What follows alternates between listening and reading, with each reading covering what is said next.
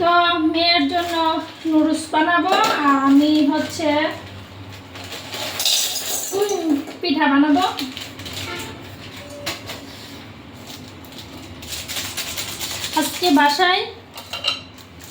আজকে বাসায় আমার মেয়ে আর আমি, ঠিক আছে, আমরা দুইজন। তো আমার মেয়ে পিঠা তো খাইতে পারে না, ও খাবেও না, ওর জন্য একটু নুডলস করবো। আর এই যে দেখো আমি খুদ দিয়া ওই যে পিঠা বানায় না, খুদের কি পিঠা, চাপটি পিঠা বলে না, চাপটি পিঠা বানাবো। এগুলা দিয়ে মন চাইতেছে কাঁঠাল দিয়ে খাবো, এগুলা দিয়ে খাবো। তো সেই জন্য খুদ ভিজাইছি, এখন এগুলাকে ব্লেন্ডার করে নিব, করে আমি একটু চাপটি পিঠা বানাবো। আর ওর জন্য একটু, মেয়ের জন্য একটু নুডলস বসাই দিলাম। তো আমি এটাকে এখন ব্লেন্ডার করব। এই যে এদিকে আমার মেয়ে নুডলস হয়ে গেছে। এই যে আমি সবগুলো ব্লেন্ডার করে নিয়েছি, এখন এগুলা দিয়ে পিঠা বানাবো।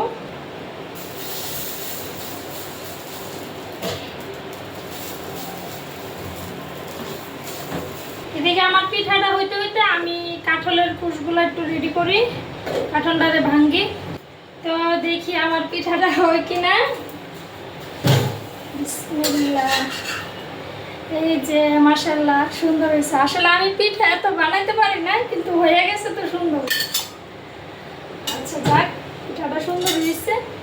এখন আরেকটা পিঠা বানাবো, আর বেশি বানাবো না, দুইটাই বানাবো, শুধু আমার খাওয়ার জন্য বানাবো। আর আমার ছেলে বেড়াইতে গেছে আজকে, ওর একটা মামা আসছিল, ওর মামার সাথে ওর মামার বাড়িতে গেছে, আজকে আসবে।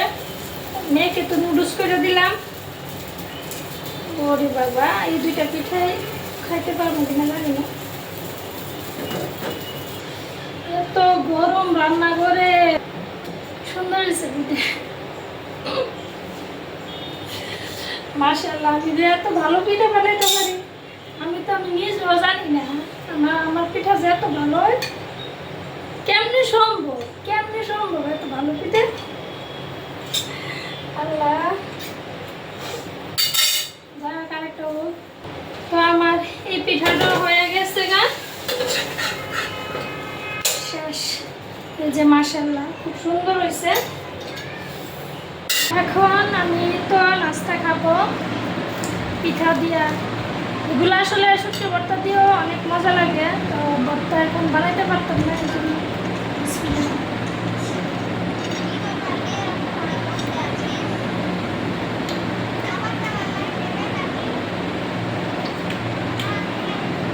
অনেক ভালো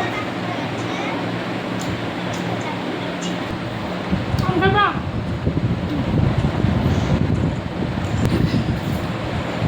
এই যে দেখেন, এখন তো প্রচুর গরম, তারপরেও কিন্তু আমি এটার মধ্যে গরম পানি করে রাখি। কুসুম গরম পানিটা আমি সবসময় খাওয়ার চেষ্টা করি,